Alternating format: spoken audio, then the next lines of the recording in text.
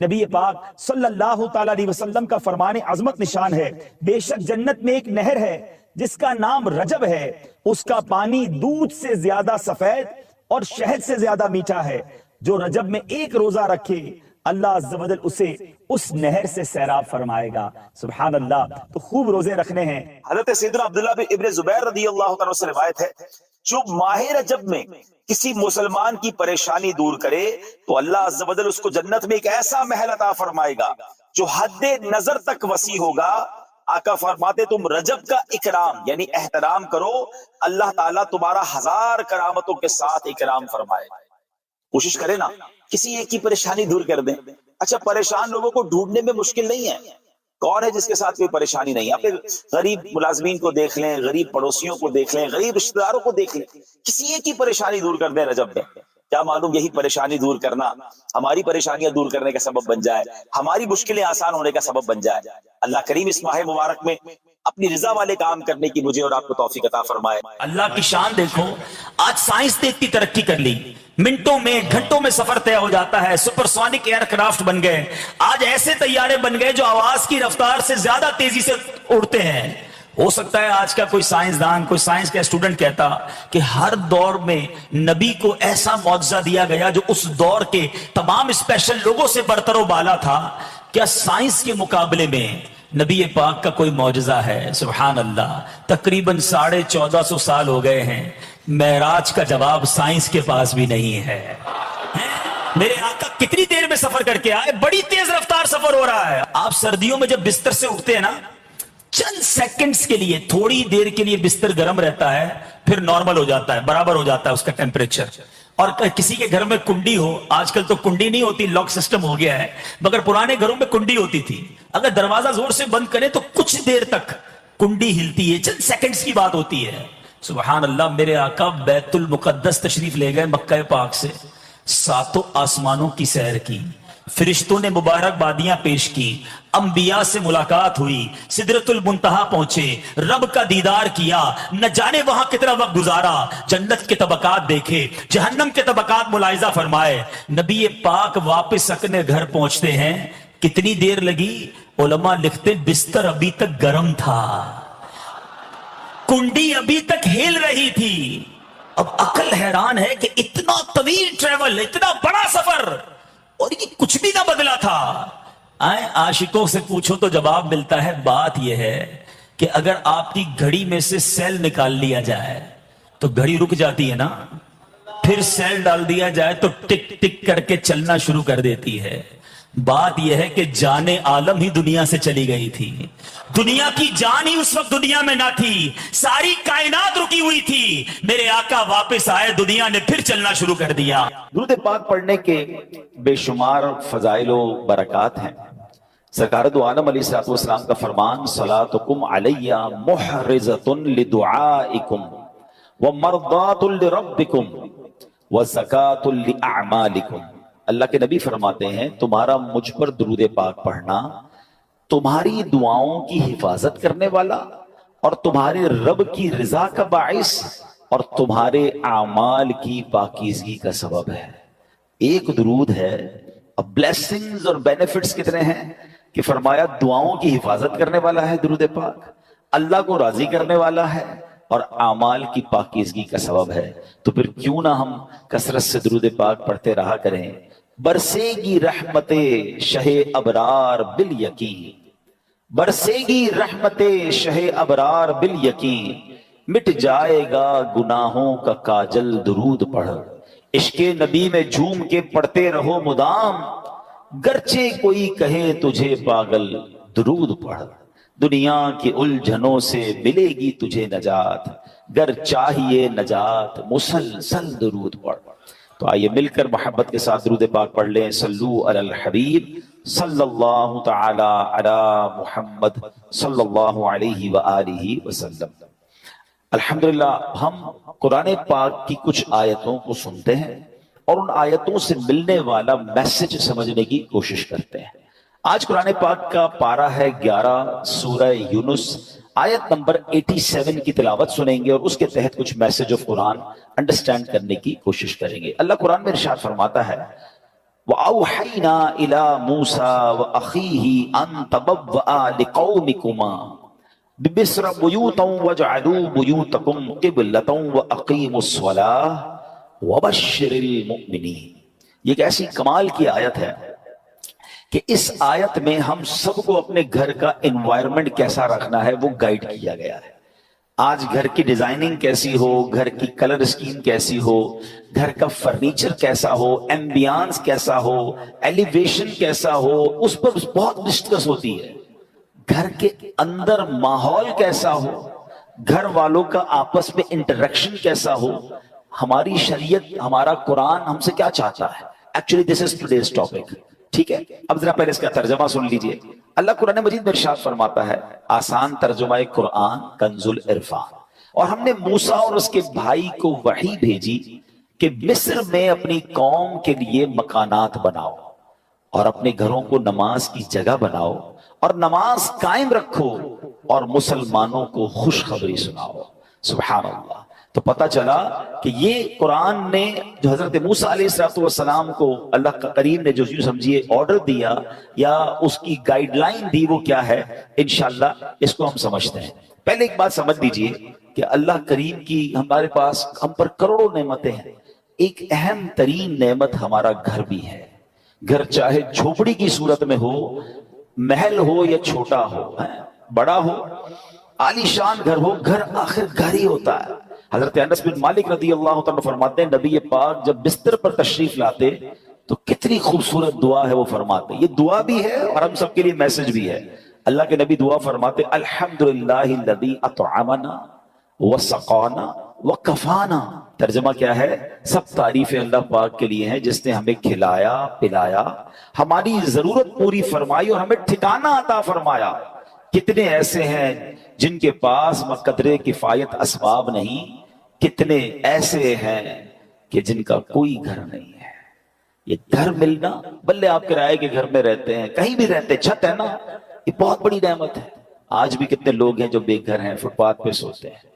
کیا ہم نے اس بات پر کبھی اللہ کا شکر ادا کیا کہ اللہ تو نے ہمیں گھر دیا ہے، ہمیں بے گھر نہیں بنایا؟ گھر بہت بڑی نعمت ہے۔ کچھ لوگ جو ٹریول کرتے ہیں، میری بات جلدی سمجھ جائیں گے، ہم دنیا بھر میں ٹریول کر لیں، آپ پنجاب جائیں، پاکستان کے کسی شہر جائیں، یا دنیا میں کہیں ٹریول کریں، جن کو اللہ نے نوازا ہے وہ 5 اسٹار ہوٹل میں رہیں، بہترین گھروں میں رہیں، مگر جو لطف اور سکون اپنے گھر آ کر ایک انسان کی فیلنگ بنتی ہے کہ میں اپنے گھر میں ہوں، بے شک وہ گھر چھوٹا سا ہو، چھوٹا سا بستر کیوں نہ ہو، وہ کہتے ہیں نا جیسی نیند اپنے بستر پر آتی ہے وہ دنیا میں آپ کو کسی بھی لگژری گھر پہ بھی یا کسی بھی نرم بستر پر نہیں آتی۔ ایسا ہی ہے، یہ نعمت ہے۔ اپنے گھر میں آ کر بندہ ایک سیکیورٹی فیل کرتا ہے۔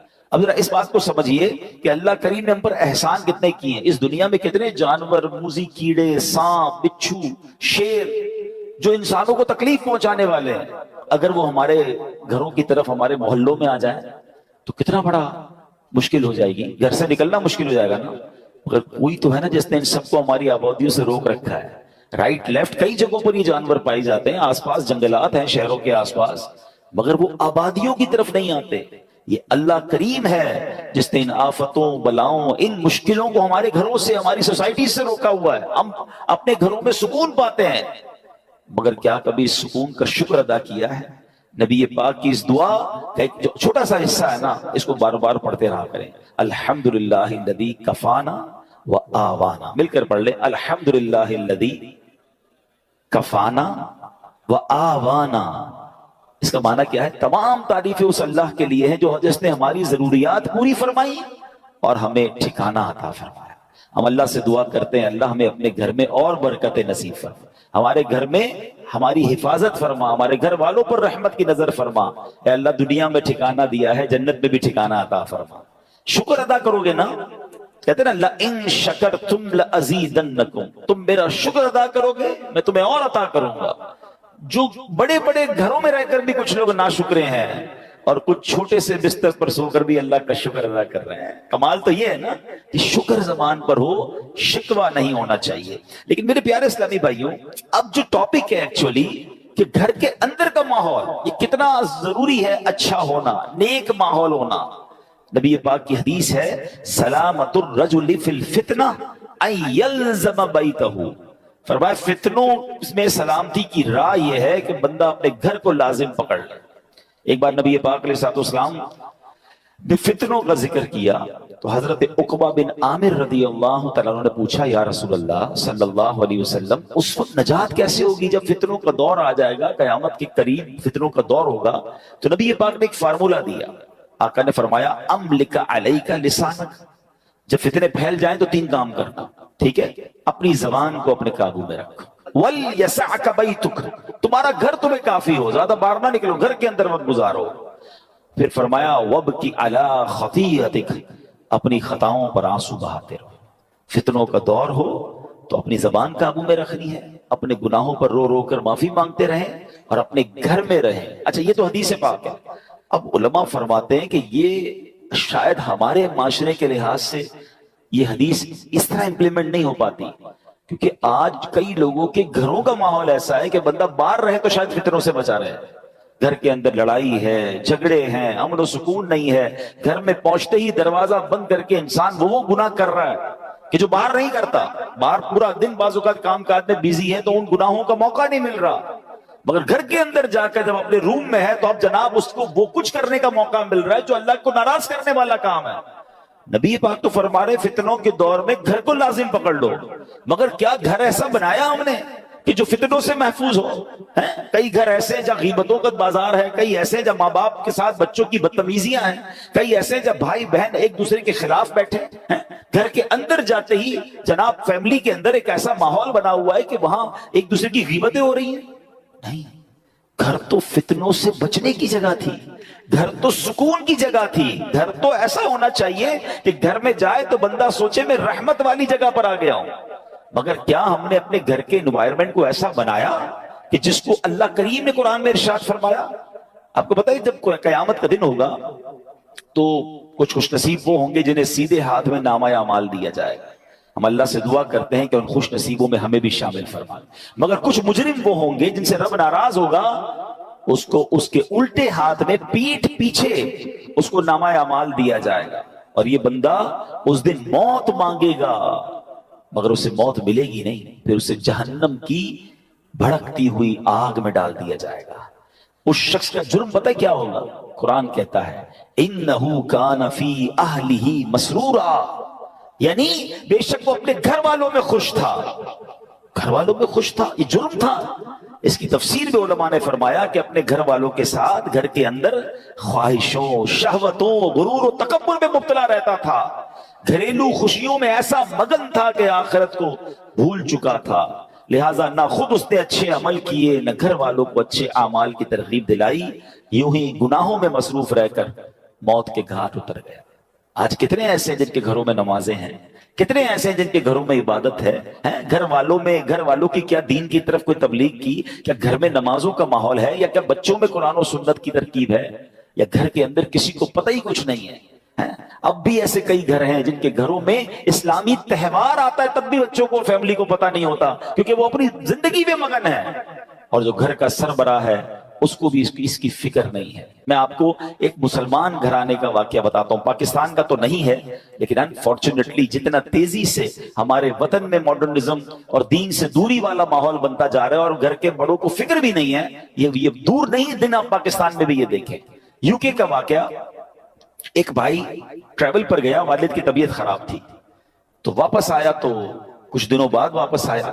والد صاحب گھر میں نہیں تھے, چھوٹا بھائی تھا جو اپنی گیمز میں اور اپنے موبائل میں, کمپیوٹر میں, جو آج کا ایک نوجوان کا سٹائل ہے کہ لگا رہتا تھا. تو کہا والد صاحب کہاں ہیں؟ کہا والد صاحب کی تو ڈیتھ ہو گئی تھی. تو کہا مجھے انفارم کیوں نہیں کیا؟ کہا آپ بزنس ٹرپ پہ تھے. میں نے کہا کیا ضرورت ہے ڈسٹرب کرنے کی, فیونرل کرنا تھا, ان کا آخری رسومات ادا کرنی تھی, میں نے کر دی. تو کہا تم نے کیسے آخری رسومات ادا کی؟ جنازہ کدھر ہوا؟ کون سے قبرستان میں دفنایا؟ تو کہا جنازہ بھی کرنا ہوتا ہے. میں تو گوگل پہ گیا, سرچ کیا کہ فیونرل کیسے ہوتا ہے, کسی کا ڈیتھ ہو جائے تو what we have to do. تو گوگل نے مجھے 4-5 آپشن دیے. میں نے سب سے سستا والا جو آپشن تھا ان پر کال کیا, وہ آئے اور ابو کو لے گئے, بس فنش. تو اس نے کہا یہ تم نے کیا کیا؟ آپ کو پتہ کیا ہوا اس مسلمان والد کے ساتھ؟ جب سرچ کیا کہ کس فیونرل والے کو دیا ہے, تو جو سب سے سستا آپشن تھا کہ وہ میتوں کو آگ لگایا کرتے تھے. اس نے یہ نہیں، اس کو یہ پتا بھی نہیں تھا کہ جنازہ کچھ ہوتا ہے، اس کو یہ نہیں پتا تھا غسل میت ہوتا ہے، اس کو یہ نہیں پتا تھا کہ جناب قبرستان میں دفن کیا جاتا ہے. میں مسلمان گھرانے کی آپ کو واقعہ سنا رہا ہوں جو میں نے خود جا کر سنا ہے. اب مجھے بتاؤ، اس بچے کا قصور تو تھا مگر کیا والد کا قصور نہیں تھا؟ اس کا مطلب والد کسی جنازے میں بیٹے کو لے کر نہیں گیا ہوگا. اس والد نے موت اور قبرستان کے بارے میں، تدفین اور غسل کے بارے میں نہیں بتایا ہوگا. ہر چیز بچوں کو دلا دی مگر نہ سکھایا تو دین نہ سکھایا. میں اور آپ دنیا سے جانے والے ہیں، ہم سب نے مرنا ہے، اور اس والد کی قسمت کتنی پیاری ہوگی کہ اس کے مرنے کے بعد اس کی اولاد اس کے لیے دعائے مغفرت کرے، اس کے لیے ایصال ثواب کرے. مگر یہ سکھائیں گے تو کریں گے نا. ہمارے بچے تو زندگی میں ہمارے سامنے نماز نہیں پڑھ رہے، ہمیں ٹینشن نہیں ہے. میں سچ بتاؤں آپ کو، زندگی میں کچھ کر سکیں یا نہ کر سکیں، اپنے بچوں کو کسی طرح 5 وقت کا نمازی بنا جائیے گا. پہلے تو خود بننا پڑے گا نا اس کے لیے. والد کو بچہ دیکھتا ہے ابو رمضان میں نمازیں پڑھتے ہیں، اس کے بعد تو میرے والد بھی جمعے کی پڑھ لے تو بڑی بات ہے. تو بچے کو بھی آپ ایکچولی ہم اپنے بچوں کو پریکٹیکلی پریکٹس کرا رہے ہیں کہ بیٹا نماز تو جمعے کی پڑھنی ہوتی ہے، باقی ضروری نہیں ہے.